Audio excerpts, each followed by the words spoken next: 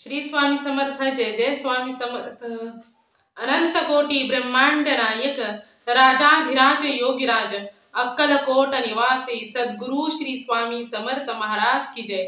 कसे आहात सर्व स्वामी भक्तांनो? तुम्ही सदैव आनंदी राहा हीच स्वामींच्या चरणी प्रार्थना. तुमच्या सर्व चांगल्या इच्छा स्वामी महाराज पूर्ण करो आणि आजचा दिवस तुमचा आनंदात जाओ हीच स्वामींच्या चरणी प्रार्थना. प्रथम तुम्हा सर्वांचं खूप खूप मनापासून स्वागत आहे तुमच्या अनुभवांनी बनलेला भक्त आम्ही स्वामींचे या चॅनलमध्ये. श्री स्वामी समर्थ आणि श्री स्वामी समर्थांची कृपा खरोखरच खूप मोठी असते. श्री स्वामी समर्थांना एखाद्या भक्ताने मनापासून जर हाक मारली तर स्वामी त्या भक्ताच्या प्रत्येक संकटामध्ये धावून येत असतात. मित्र आणि मैत्रिणींनो, खरोखरच जी लोक स्वामी भक्त आहेत, जी लोक स्वामी सेवेत आलेली आहेत, त्या सर्व स्वामी भक्तांना मनापासून मी त्या सर्वांचे आभारी आहे की कारण तुम्ही खरोखरच स्वतःला खूप पुण्यवान समजा, तुम्ही खरोखरच खूप स्वतःला धनवान समजा, कारण श्री स्वामी समर्थांनी तुम्हाला निवडलेलं आहे त्यांची भक्ती करण्यासाठी. मित्र आणि मैत्रिणींनो, आज मी एक तुम्हाला अनुभव सांगणार आहे. तो अनुभव देखील खूपच सुंदर अनुभव आहे. एका ताईंचा अनुभव आहे आणि त्या ताईंचं नाव हे पूनम देसाई आहे.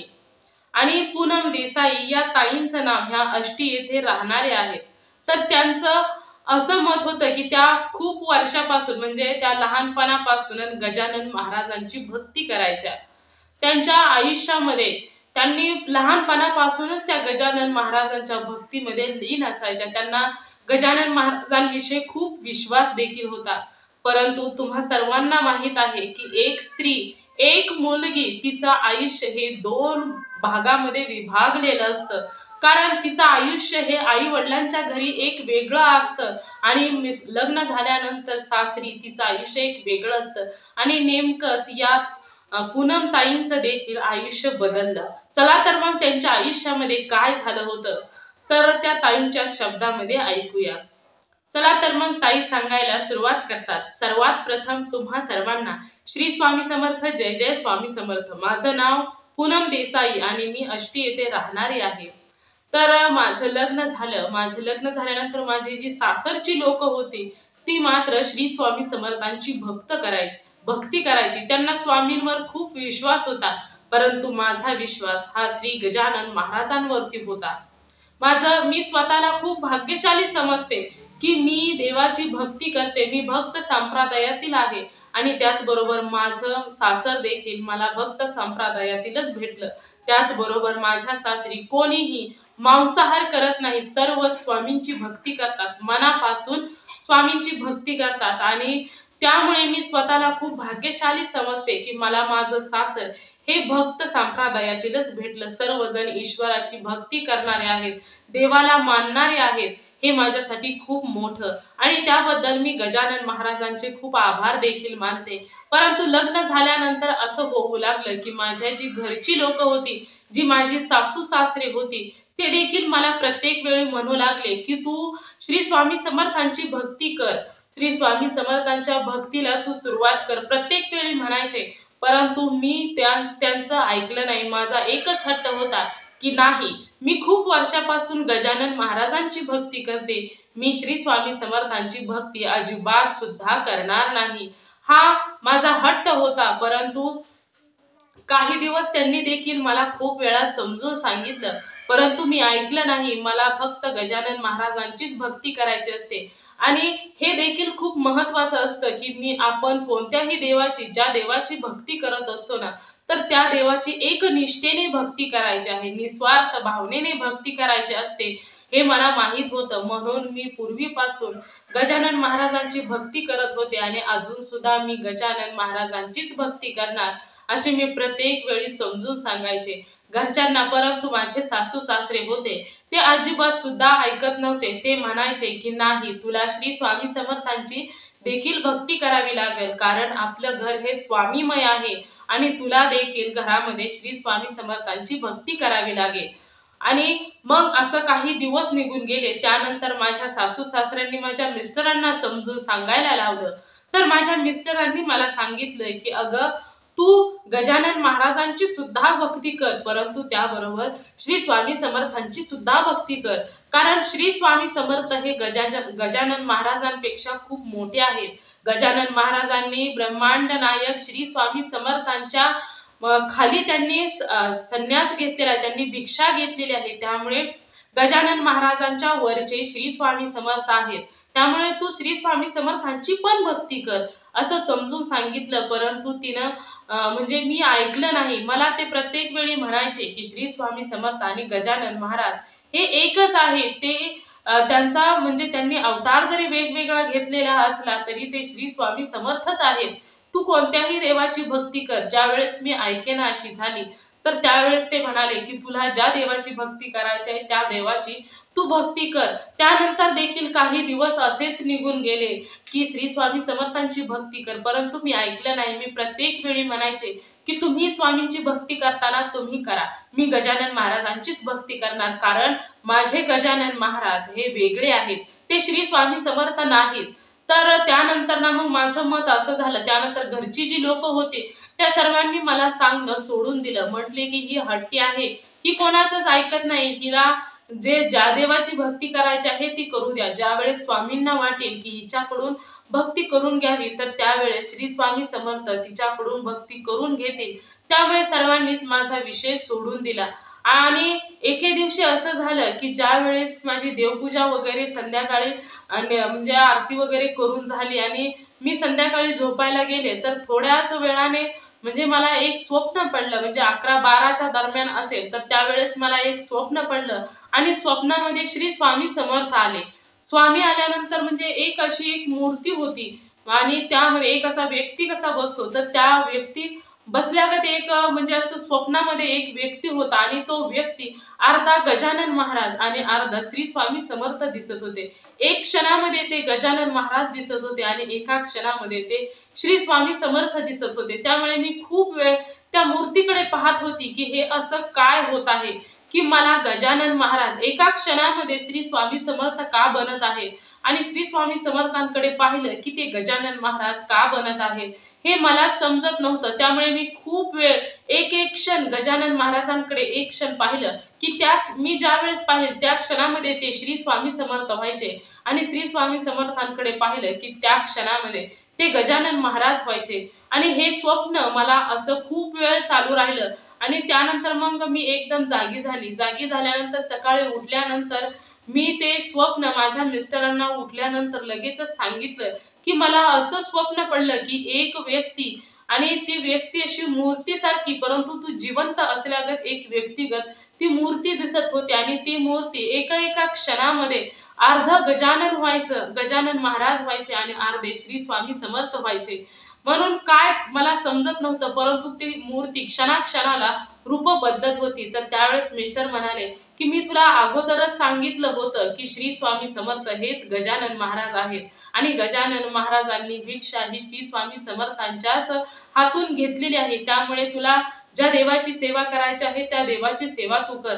आणि त्या स्वप्न मधून मला असं समजलं की श्री स्वामी समर्थ आणि गजानन महाराज हे दोन्ही एकच आहेत. मग तेव्हा मला मिस्टरांनी समजून सांगितलं की तुला जर श्री स्वामी समर्थांची भक्ती करायची असेल तरी देखील तू स्वामींचं नामस्मरण करायला सुरुवात कर.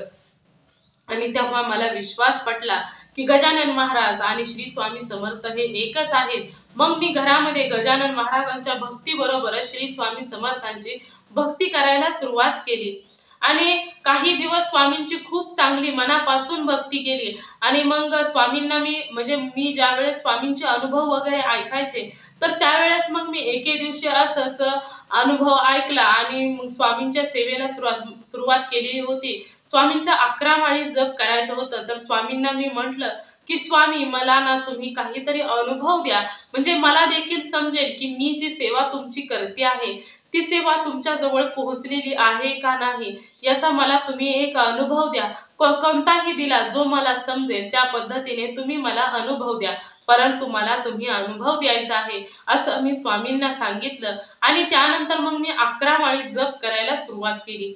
मी ज्यावेळेस सुरुवातीला माळ हातामध्ये घेतली आणि पहिल्याच वेळेस श्री स्वामी समर्थ म्हटलं त्यावेळेस मी डोळे बंद केले आणि बंद केल्यानंतर श्री स्वामी समर्थांचा नामस्मरण 11 माळी जप करायला सुरुवात केली. आणि त्यानंतर मग मी ज्या वेळेस माझे 11 माळी जप पूर्ण झाला त्याच वेळेस मी डोळे उघडले आणि डोळे उघडल्यानंतर जो अष्टगंध होता त्या अष्टगंधामध्ये मला एकमुखी श्री गुरुदेव दत्त यांचं दर्शन झालं. त्यावेळेस मी म्हटलं की हा माझ्यासाठी स्वामींनी अनुभव दिलेला आहे. कारण मी स्वामींना 11 माळी जप करण्या अगोदर स्वामींना सांगितलं होतं की मला तुम्ही काहीतरी अनुभव द्या की जेणेकरून मला समजेल की मी केलेली भक्ती ही तुमच्यापर्यंत पोहोचलेली आहे आणि तुम्ही मला अनुभव हा नक्कीच द्यायचा. आणि नेमकं याच पद्धतीने श्री स्वामी समर्थांनी मला अनुभव दिला. हा माझ्यासाठी हा पहिला अनुभव होता की मी हक्काने स्वामींना अनुभव मागितला आणि स्वामींनी मला दिला. आणि मी ज्यावेळेस मला एकमुखी दत्ताचं दर्शन झालं तर त्यावेळेस माझ्या घरामध्ये असणाऱ्या सर्वांना मी बोलवलं आणि सांगितलं, बघा श्री गुरुदेव दत्तांचं दर्शन मला श्री स्वामी समर्थांनी दिलेलं आहे, तुम्ही देखील घ्या. तर त्यावेळेस मला घरातील सर्वजण म्हणाले की आम्ही इतक्या दिवस झालं देवाची सेवा करतो आहे, श्री स्वामी समर्थांची सेवा करतो आहे, परंतु आम्हाला कधीच कोणताच अनुभव आलेला नाही. म्हणजे आम्ही म्हणजे एकदम अशी प्रचिती आलेली नाही आम्हाला. स्वामींनी साथ तर दिली परंतु प्रचिती अजून सुद्धा आली नाही. परंतु तू खरोखरच खूप भाग्यशाली आहे की गुरुदेव दत्तांनी तुला दर्शन दिलं. आणि हा माझा जो होता तो पहिला अनुभव होता. त्यानंतर एके दिवशी मी 11 वेळा तारक मंत्र म्हणत होते आणि तारक मंत्र म्हणत असताना सुद्धा त्यानंतर मला ना असं वाटायचं की स्वामींनी मला या सेवेची देखील काहीतरी अनुभव द्यावा. तर त्यावेळेस मी स्वामींना सांगितलं की मला यावेळेस देखील तुम्ही मला काहीतरी अनुभव द्यायचा आहे.